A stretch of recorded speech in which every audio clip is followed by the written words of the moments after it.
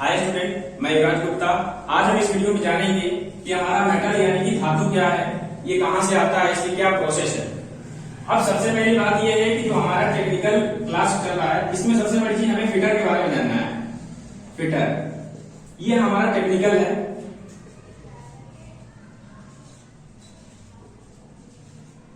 ये टेक्निकल, इसमें सबसे ज्यादा हमें जानकारी ये लेनी है कि जो हमारा ये फिटर है, इसमें यानी कि टेक्निकल, इस टेक्निकल में हमें आयरन के बारे में जानकारी ज्यादा लेनी है। आयरन, क्योंकि हमारा जो फिटर ट्रेड है, इसमें जो जॉब बनाए जाते हैं ज्यादातर इसी के बनाए जाते हैं, यानी कि आयरन के, यानी कि माइल्ड स्टील या फिर कास्ट आयरन हो या फिर एलॉय स्टील हो, इस सब के बारे में हमें जानकारी लेनी है। तो सबसे पहले हम आयरन के बारे में जानेंगे, फिर नेक्स्ट वीडियो में हम लोग पीतल, तांबा, ये सब टीन, ये सब जितने भी धातु हैं इसके बारे में जानकारी देंगे आपको। चलिए ठीक है, फिर हम आगे बताते हैं। तो फिर हम बताते हैं आपको कि अब धातु सबसे पहले कहां से आएगा, यानी आयरन। तो जो हमारा खानों से निकलता है, सबसे पहले हम खानों में जाते हैं, ठीक है, खानों में। इस खानों में जाने के बाद हमें जो प्राप्त होता है वो होता है अयस्क। ये अयस्क होता है, यानी ये सबसे पहले हम खान में गए। इस खान में जाने के बाद फिर हमें जो मटेरियल प्राप्त हुआ खनिज के रूप में, जो हमारा ये आया, ये हमारा अयस्क है। यानी ये अयस्क आया हमको, यानी कि जो आता है ये हमारा अशुद्ध होता है। ये जो मटेरियल होता है हमारा क्या होता है, अशुद्ध। ये अशुद्ध मटेरियल होता है। तो सबसे पहली बात ये है कि हमें आयरन ऐसा चाहिए जो बिल्कुल शुद्ध हो, जिसका हम उपयोग अच्छे से कर सके, ठीक है। तो ये अशुद्ध है, तो सबसे पहली बात ये है कि इसको खाने से निकाले, ये निकल के आया, ये अब अशुद्ध है मेरा, तो ये मेटल भी साफ नहीं है। अब इसको हम आगे करेंगे, कैसे क्या करना वो भी, ठीक है। अब देखते हैं। तो इसके बाद हमारा आता है अयस्क, यानी कि हमारा अयस्क निकल के आया। ये अयस्क कौन कौन से होते हैं, जो हमारे आयरन में आते हैं, जिसमें आयरन ज्यादातर पाए जाते हैं। तो हमारा जो आयरन है, जो पहला है हमारा हेमेटाइट, मैग्नेटाइट लेते हैं पहले। इसमें जो है हमारा जो आयरन होता है वो 72% होता है, यानी कि हमारा जो मैग्नेटाइट होता है वो हमारा 72% इसमें आयरन पाया जाता है। और इसका जो कलर होता है इस वो होता है हमारा काला, ठीक। अब दूसरे नंबर में आता है हमारा हेमेटाइट। ये जो होता है हमारा 70% इसमें आयरन होता है। इसका जो कलर होता है वो होता है लाल, ठीक है। उसके बाद तीसरे नंबर में आता है हमारा लिमोनाइट।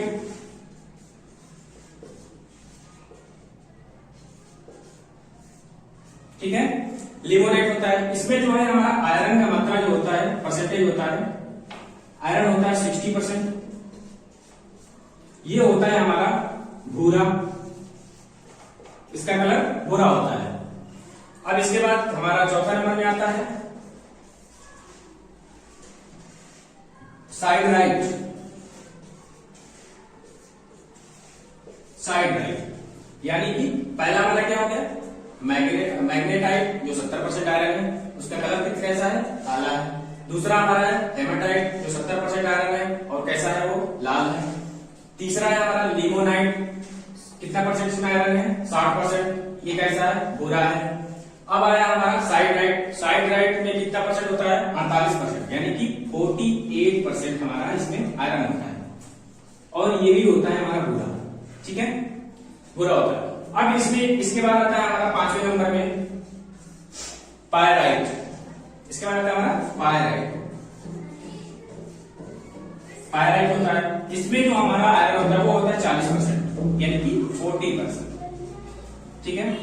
इसका जो कलर होता है ये भी हमारा भूरा होता है। इसके बाद जो हमारा लास्ट है, जिसमें सबसे कम आयरन का मात्रा होता है, वो हमारा होता है क्ले आयरन। छठे नंबर पे क्ले आयरन। इसमें हमें 40% से कम, यानी 40% से कम आयरन होता है, ये भी हमारा भूरा होता है। ये हमारा अयस्क है।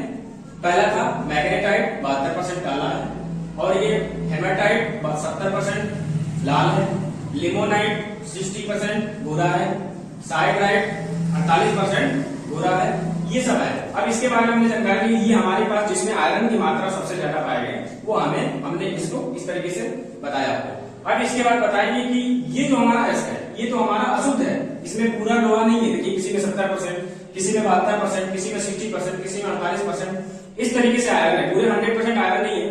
तो फिर इसे हमें क्या करें कि हमारा जो आयरन है, जो शुद्ध लोहा है, उसे हम अपने मतलब कि इसको हम ग्रहण करें, ले लें। अब इसके लिए हमें करना क्या है, उस अयस्क को पृथक्करण करेंगे। क्या करेंगे?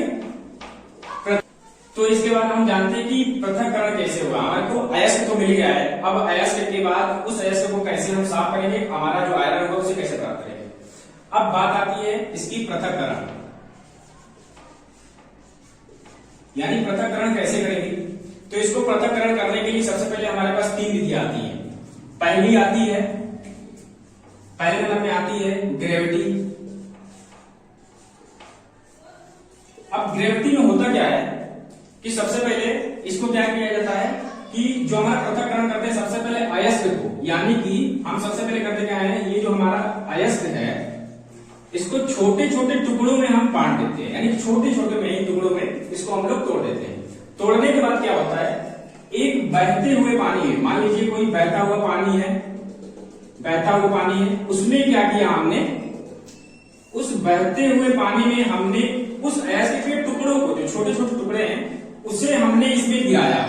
तो गिराने के बाद होगा क्या कि हमारा जो मटेरियल यानी कि आयरन होगा वो यही गिर जाएगा, और जो हमारा इसमें जो अशुद्धियां हैं वो हमारे क्या होगा, इसमें बहकर चली जाएंगी, यानी हमारा आयरन, ये हो गया हमारा आयरन, ये हमारा आयरन प्राप्त हो जाएगा।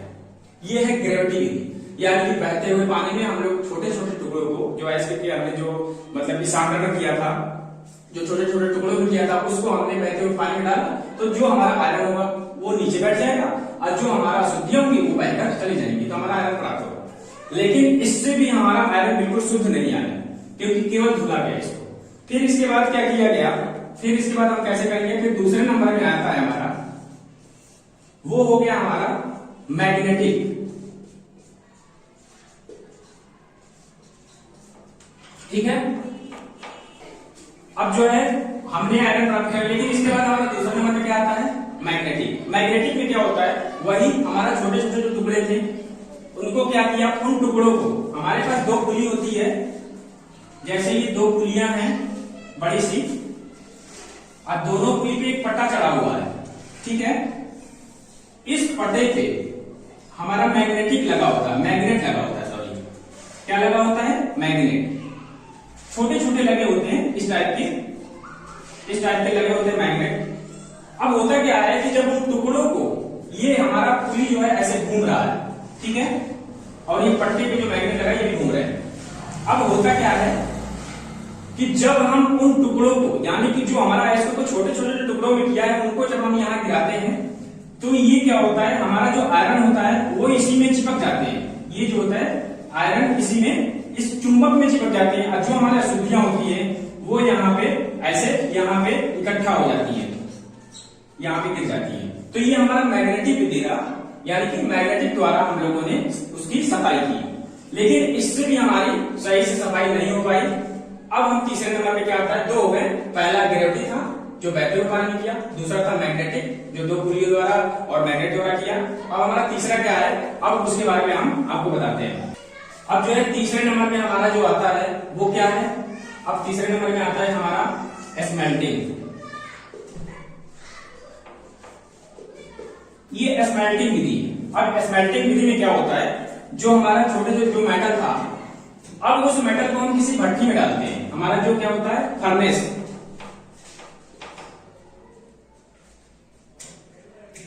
फर्नेस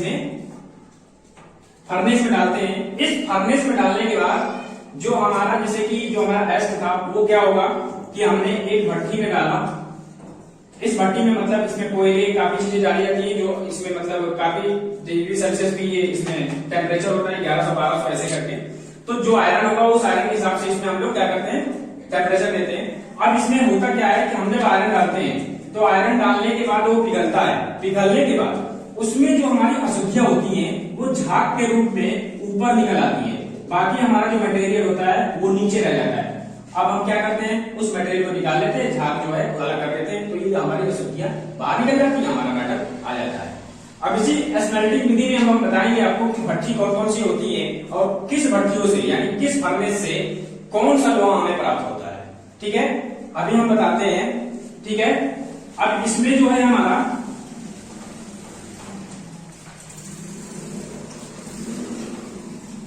स्मेल्टिंग विधि था।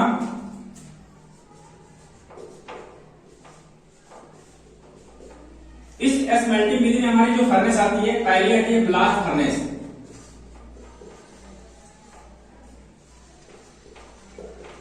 ब्लास्ट फर्नेस, ब्लास्ट फर्नेस में क्या करते हैं हम लोग, सबसे पहले जो हमने अयस्क डाला था, जो हमने अशुद्धियां वाली जो हमारी मेटल था जिसमें पूरा शुद्ध नहीं था, वो हमें जब इस फर्नेस में डालते हैं, फर्नेस के बाद जो हमारा मटेरियल निकलता है वो हमारा आता है pig iron. Pig iron, pig iron आता है। अब ये पिग आयरन होता क्या है, ये सबसे गंदा लोहा होता है, यानी कि सबसे ये कच्चा, जिसे हम लोग क्या बोलते हैं, कच्चा लोहा, कच्चा लोहा या फिर गंदा लोहा भी कहते हैं। इसमें पूरा तरीके से आयरन नहीं होता है हमारा, इसमें जो है 93% आयरन होता है, केवल 93% आयरन, केवल 93% हमारा आयरन होता है, यानी कि लोहा होता है। इसके बाद हमारा कार्बन होता है इसमें, इसके बाद इसमें क्या होता है, हमारा कार्बन होता है। अब कार्बन का परसेंटेज मात्रा कभी किसी में 2 से 4%, कभी 6% ऐसे देता है, लेकिन बात ये होती है कि इसमें इतनी अशुद्धियां होती हैं जिसकी वजह से हम लोग ये नहीं बता सकते हैं कि कितना परसेंट इसमें कार्बन है।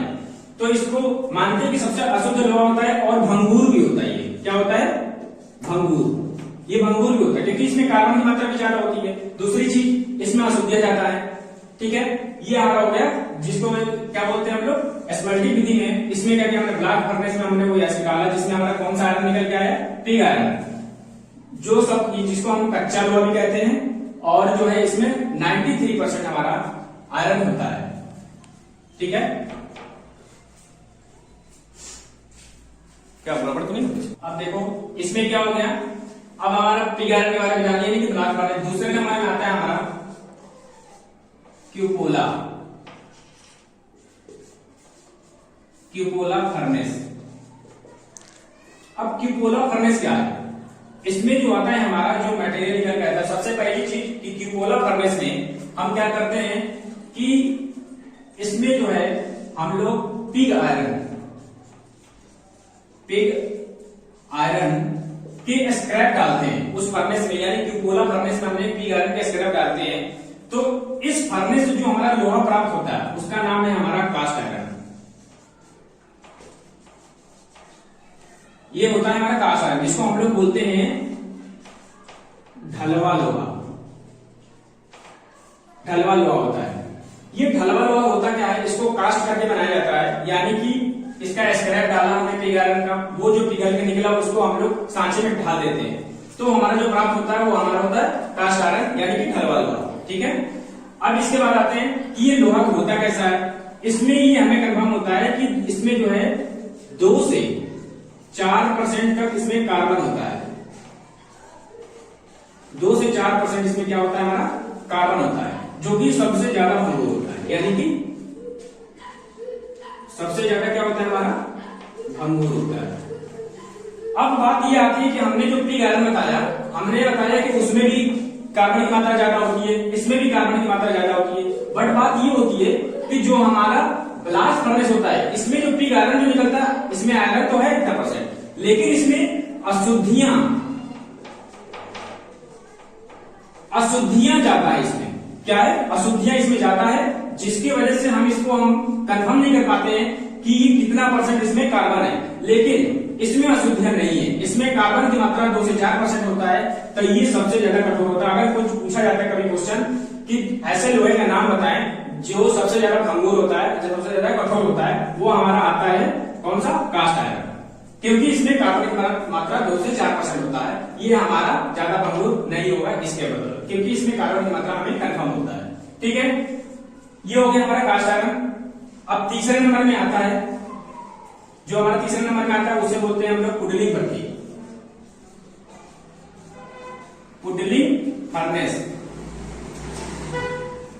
पुडलिंग फर्नेस में क्या होता है, अब पुडलिंग फर्नेस में हमने वही स्क्रैप डाला, उसके बाद क्या किया, व्हाइट कास्ट आयरन भी डालते हैं इसमें।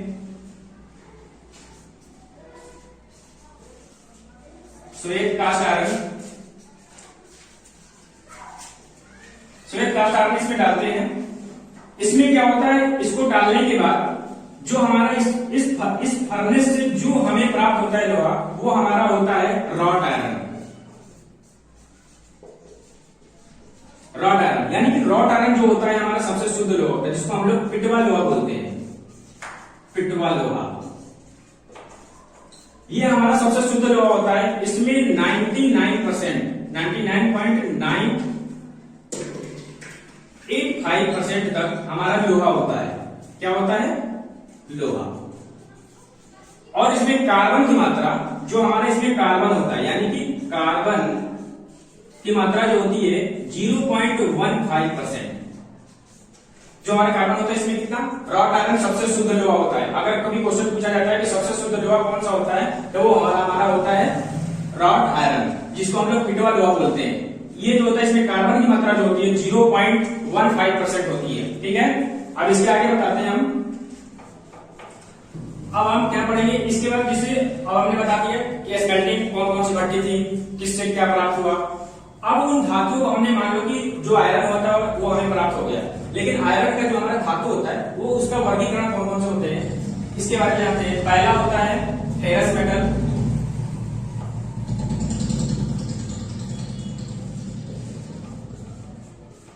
फिर दूसरे नंबर में आता है हमारा नॉन फेरस,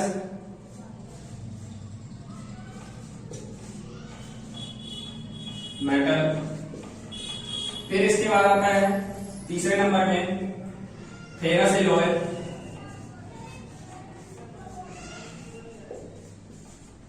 फिर चौथे नंबर में आता है हमारा नॉन फेरस एलॉय। ये हमारे इस धातुओं के वर्गीकरण है। तो हम लोग पढ़ के आ रहे हैं इसके बारे में, जिसमें जो हमारा आयरन आता है, जैसे कि रॉड आयरन, फिर क्या आता है हमारा कास्ट आयरन।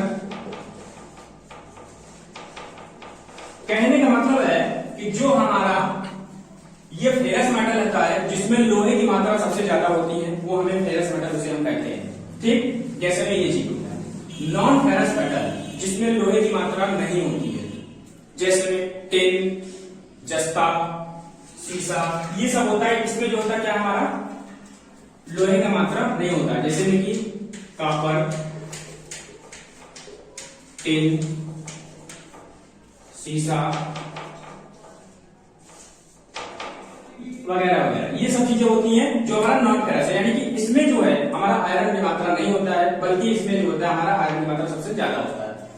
उसके बाद अब आता है फेरस एलॉय, उसके बाद आता है नॉन फेरस एलॉय। तो फेरस एलॉय में क्या होगा कि जो आयरन की मात्रा मिलेगी, जैसे स्टील, माइक स्टील, इसमें आएगा हमारा स्टील, जैसे एमएस, एलॉय स्टील, ये जितने स्टील आएंगे वो सब के सब इसमें मतलब मिश्रण होंगे, यानी कि आयरन मिले होंगे और उसके मिश्रण होंगे, यानी कि आयरन के, यानी कि फेरस मेटल, फेरस एलॉय, ये जो होते हैं हमारा स्टील आता है जिसमें आयरन भी होता है। ठीक, नॉन फेरस एलॉय क्या होगा, वो चीज हो जाएगी हमारा नॉन फेरस मेटल। इसका जो है एलॉय होगा, जैसे कि पीतल,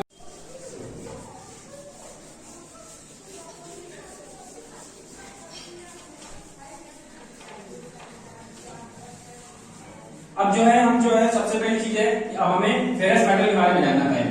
तो फेरस मेटल में ये हमें पता चल गया कि कैसे ये आयरन आते हैं, हमने स्मेल्टिंग के दिन आपको बता दिया था। बट अब बात ये है कि फेरस मेटल में इसके इन मेटलों के गुण क्या क्या होते हैं, उनके गुण के बारे में जानेंगे। ठीक है, अब इसके क्या गुण है वो हम जानते हैं कि फेरस मेटल में कौन कौन से गुण आते हैं। तो जो हमारा इसका पहला गुण होता है धातु के गुण। अब इसमें कौन कौन से गुण होते हैं, ये जो हमारा फेरस मेटल में आता है, फेरस मेटल का गुण। ठीक है, इसमें जो है पहला नंबर में आता है हमारा, जिसका नाम है भौतिक गुण।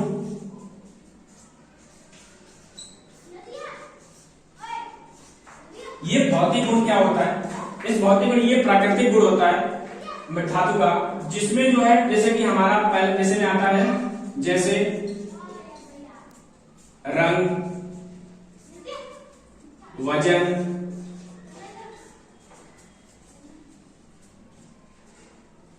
वगैरह वगैरह, यानी कि रंग हो गया, वजन हो गया, और इसमें मतलब कि बाकी चीजें जो आती हैं जिसको हम देख करके हम बता सके कि ये कौन सा मेटल है, वो हमारा कहलाता है भौतिक गुण। तो भौतिक गुण में हमें ये जो है कुछ चीजें जैसे हमें सबसे पहली जरूरी बात ये कि हम लोग जो आयरन के बारे में पढ़ा, आयरन के गुण जानेंगे तो गुण में पहले ये हो गया। दूसरे नंबर में आता है हमारा यांत्रिक गुण, यांत्रिक गुण,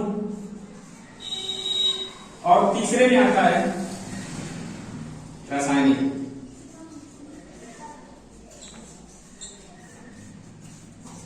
रासायनिक गुण। तो हमें सबसे पहली चीज इसके बारे में पता चल गया, रंग, वजन, जैसे कि गुड कंडक्टर, जैसे कंडक्टर में आ गया तांबा कितना होता है, ठीक है, उसमें ये सब आ जाते हैं भौतिक गुण में। अब हमें पढ़ना है वो है हमारा यांत्रिक गुण, यानी मैकेनिकल प्रॉपर्टीज। यानी मैकेनिकल प्रॉपर्टीज में क्या होता है कि हमारा जो मेटल होता है जैसे रॉड, आयरन, ये सब हो गए, इनके गुण क्या क्या होते हैं, कौन से धातु के कौन से मतलब आयरन के क्या गुण होते हैं, उसके बारे में हमें जानना है, ठीक है। तो बताते हैं। अब यांत्रिक गुण में हम जानते हैं कि यांत्रिक गुण कौन कौन से होते हैं। तो हमारा यांत्रिक गुण ये है। अब यांत्रिक गुण में सबसे पहला आता है हमारा इलास्टिसिटी। इलास्टिसिटी क्या होता है, जैसे कि कोई हमारा धातु है, ये धातु के हमने क्या किया, इस पे बाहरी बल लगाया, जैसे कि स्प्रिंग, हमने स्प्रिंग लिया, उस पर जब बाहरी बल लगाया और उसका अवस्था चेंज हो गया, यानी कि बाहरी बल लगाने पे उसकी अवस्था क्या हो गई, चेंज हो गई, यानी पहले बड़ा था वो चीज क्या हो गया, छोटा हो गया। अब उसके बाद हमने उस बल को फिर वहीं से हटाया, तो जैसे पहले अवस्था में था उसी अवस्था में वो वापस आ जाता है, उसी को हम लोग कहते हैं, क्या चीज कहते हैं, इलास्टिसिटी। जैसे में स्प्रिंग, स्प्रिंग हो गया, ठीक है। जैसे कि हमने भी बताया, जैसे कि समझिएगा, यानी कि कोई हमारा स्प्रिंग है, ठीक है, ये स्प्रिंग है, इस पे हमने बाहरी बल लगाया, इस पे हमने क्या किया, बाहरी बल लगाया, तो इसकी साइज क्या हो गई, अब ये हो गई। बाहरी बल लगाने के बाद ये स्थिति आ गई इसकी। पहले था यहां से यहां तक मान लीजिए 20 मिलीमीटर की, इस पे बाहरी बल लगाया तो ये आ गया हमारा 10 मिलीमीटर, ठीक। अब हमने इस बल को हटा दिया, यानी कि फिर से जब हमने इस बल को हटाया, अब बल हटा लिया, देखिए दोनों में बल लगे हुए हैं लेकिन इसमें बल नहीं लगा, हट गया, तो इसका जितना साइज था वो फिर आ गया, यानी कि 20 मिलीमीटर। यानी कि कोई धातु है, उस पर हमने बाहरी बल लगाया, बाहरी बल लगाने के बाद उसकी अवस्था चेंज हो गई। अब उस बाहरी बल को हमने क्या करके हटा दिया, फिर वो जिस अवस्था में था वो फिर अवस्था चेंज करके जैसे पहले जिस अवस्था में था उस अवस्था में आ जाएगा, तो वो हमारा क्या कहलाएगा, इलास्टिसिटी। अब हमारा आता है दूसरा, क्या आता है, प्लास्टिसिटी। इसमें क्या होता है, प्लास्टिसिटी में जैसे कोई भी हमारा धातु है, उस पर हमने बाहरी बल लगाया, बाहरी बल लगाने के बाद उसकी अवस्था चेंज हो गई, अवस्था चेंज हो गई। जब हमने उस बाहरी बल को हटाया, उस बाहरी बल को जैसे हटाया तो वो क्या हो जाएगा, हमारा उसकी अवस्था जैसे में बदली थी वैसे बोल के वैसे ही रह जाएगी। यानी कि अगर समझिए क्या, यानी कि जैसे कोई भी ऐसा, जैसे कि गीली मिट्टी, जैसे गीली मिट्टी की हमने छोटा सा गेंद बनाया, ये हमने क्या बनाया, गेंद बनाया, जब हमने इसको बाहरी बल लगाया, ये क्या है हमारा, गीली मिट्टी, इस पे हमने बाहरी बल लगाया तो इसकी अवस्था क्या हो गई है, इस तरीके से हो गई। अब हमने इस पे बाहरी बल हम लगाए हुए हैं, इस बाहरी बल को अब हमने हटा दिया, तो हमारा जो अवस्था आ जाएगी वो इसी अवस्था में रह जाएगा, यानी कि पुनः वो वापस अपने अवस्था में नहीं आएगा, यानी कि ये, तो ये हमारा क्या कहलाता है, प्लास्टिसिटी। जैसे हम लोग बर्तन बनाते हैं, तो बर्तन बनाते हैं तो उसमें यही गुण पाया जाता है उस मेटल में, यानी कि बर्तन जो बर्तन बनाया जाता है उसमें ये गुण होना चाहिए प्लास्टिसिटी की। अगर ये प्लास्टिसिटी के गुण होगा तभी वो बर्तन का शेप ले पाएगा, ठीक है। यानी कि अगर हमने मान लीजिए इलास्टिसिटी गुण वाले हमने कोई मेटल लिया और उसको क्या करके उसको बर्तन बना रहे हैं, तो हमने तो बाहरी बल लगाया, अच्छा इसे बल हटाया, फिर वो पुनः अपने अवस्था में आ जाएगा, तो बर्तन बन नहीं पाएगा। इसलिए क्या करते हैं हम लोग, प्लास्टिसिटी एक ऐसी गुण होती है जिस अवस्था में आप करना चाहेंगे उस अवस्था में वो रुक जाएगा, वो अपनी अवस्था में वापस नहीं आता है। तो इसको हम लोग मान लेते हैं गीली मिट्टी। समझ आए? ये एक एग्जाम्पल है जिसको आप याद कर रख सकते हैं, ठीक है। इसके बाद हमारा आता है मैलेबिलिटी। अच्छा, मैलेबिलिटी का मतलब ये हुआ कि कोई धातु है, हमारा कोई जैसे धातु है, अगर उस धातु को क्या किया हमने, पहले ये किस रूप में था, जैसे कि ये इस रूप में था, इसको हमने हथौड़े से या फिर किसी भी चीज से इसके वार करते हैं तो ये क्या हो गया, ये चद्दर के रूप में फैल जाएगा, यानी कि चद्दर के रूप में बनाया जा सकता है, छोटी सी पतली चद्दर के रूप में। यानी अगर हमने इस पे वार किया तो ये फैला लेकिन ये टूटा नहीं, यानी कि फैल तो गया ये लेकिन टूटा नहीं। तो इसमें कौन सा गुण पाया गया हमारे, ये है हमारा मैलेबिलिटी का गुण, ठीक है, जिसको हम लोग कहते हैं सीट। सीट के रूप में, सीट के रूप में हम लोग बना देते हैं, वो हमारा क्या कहलाएगा, हमारा मैलेबिलिटी। अब चौथे नंबर में आता है हमारा जिसका नाम है हार्डनेस। ये हार्डनेस क्या होता है, जैसे ये हमारा क्या है, जॉब है। अब इस पे हमने आरी या फिर हथौड़े या फिर किसी भी चीज का चोट लगाते हैं, जैसे कि हमने आरी का लिया, आरी से हमने काटा, लेकिन आरी क्या करता है, आरी खुद इस मेटल को काट देगा, लेकिन ये नहीं, आरी नहीं करता है। यानी कि कहने का मतलब धातु का वह गुण जिसमें, धातु का वह गुण जो कटने और घिसने का विरोध करे।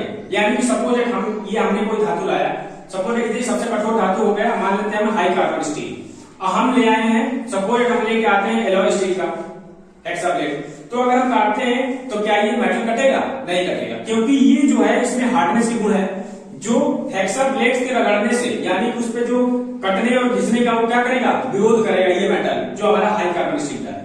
तो इसमें कौन सा गुण पाया गया हमारा, इसमें जो आया हमारा वो हार्डनेस हुआ। जितने भी कटिंग टूल होते हैं उसमें ये गुण पाए जाते हैं, हार्डनेस। अब आता है हमारा टफनेस। टफनेस मतलब चिमड़पन, यानी धातु का वह गुण जिसको हम तोड़ने और मरोड़ने पर वह मुड़ जाए लेकिन टूटे ना। क्या हो जाए, मुड़ जाए मगर वो टूटे ना, वो हमारा टफनेस कहलाता है। क्लियर है? तो ये हो गया। अब आता है हमारा छठे नंबर पे, वो है हमारा क्या, ब्रिटलनेस। ब्रिटलनेस मतलब भंगुरता। ये हमारा चिमड़पन था, ये हमारा क्या हुआ, भंगुरता। भंगुरता क्या हुआ, जैसे कोई जॉब है, उस जॉब को चाहे कोई हमारा टूल है, उसको करते हैं कि हम लोग हार्ड करते हैं। हार्डनिंग करने का प्रोसेस अलग होता है, वो किसी और वीडियो में बताएंगे आपको कि मतलब कि हीट ट्रीटमेंट इस चैप्टर के बाद। तो हार्डनिंग में होता क्या है, हार्ड जैसे कोई हमारा टूल है, जिसको हमने हार्ड किया, हार्ड करने के बाद ये इतना कठोर हो गया जिसके वजह से इसमें भंगुरता की गुण आ गई। क्या आ गई, भंगुरता की गुण आ गई। देखिएगा होता क्या है कि जो हमारा जॉब होता है उसमें कार्बन की मात्रा अगर हमने बढ़ाया, ठीक है, बढ़ाया, तो क्या होगा, कार्बन की मात्रा बढ़ेगी तो वो जॉब क्या हो जाएगा, हमारा कठोर हो जाएगा। अब जब जॉब कठोर होगा तो उसमें कौन सा गुण आएगा, वो हमारा आएगा भंगुरता। भंगुरता मतलब ब्रिटलनेस। ब्रिटलनेस का इसमें गुण आ जाएगा। अब ब्रिटलनेस का गुण आया तो क्या हुआ, यही हमारा ब्रिटलनेस का आया, यानी कि वो छोटे छोटे टुकड़ों के रूप में, इसको जब हम कोई हथौड़े या कोई बाहरी चोट लगाते हैं, कोई ऐसा धातु है उसमें हमने हथौड़े कोई बाहरी चोट लगाया तो वो छोटे छोटे टुकड़ों के रूप में बट गया।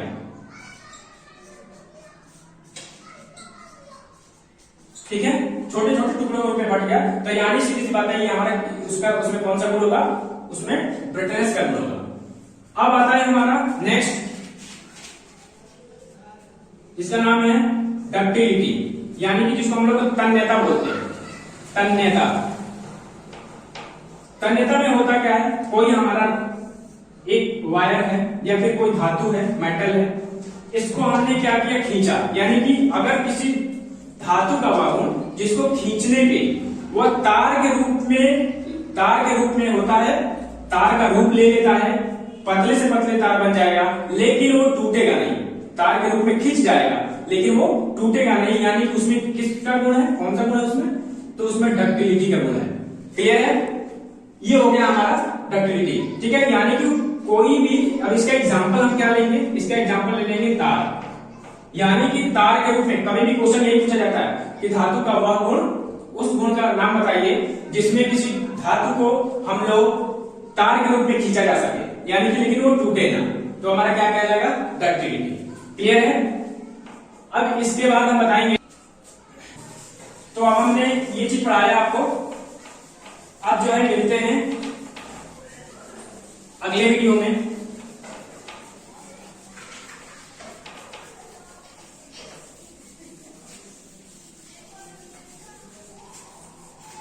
ठीक है, अभी हम लोगों ने क्या पढ़ा, यांत्रिक गुण के बारे में पढ़ा। अब नेक्स्ट वीडियो में हम पढ़ेंगे कि जो हमारे स्टील बनते हैं इन सब के बारे में, और जो हमारे अलग धातु थे जैसे कि तांबा, पीतल, इन सब के गुण के बारे में पढ़ेंगे नेक्स्ट वीडियो में। तब तक के लिए धन्यवाद।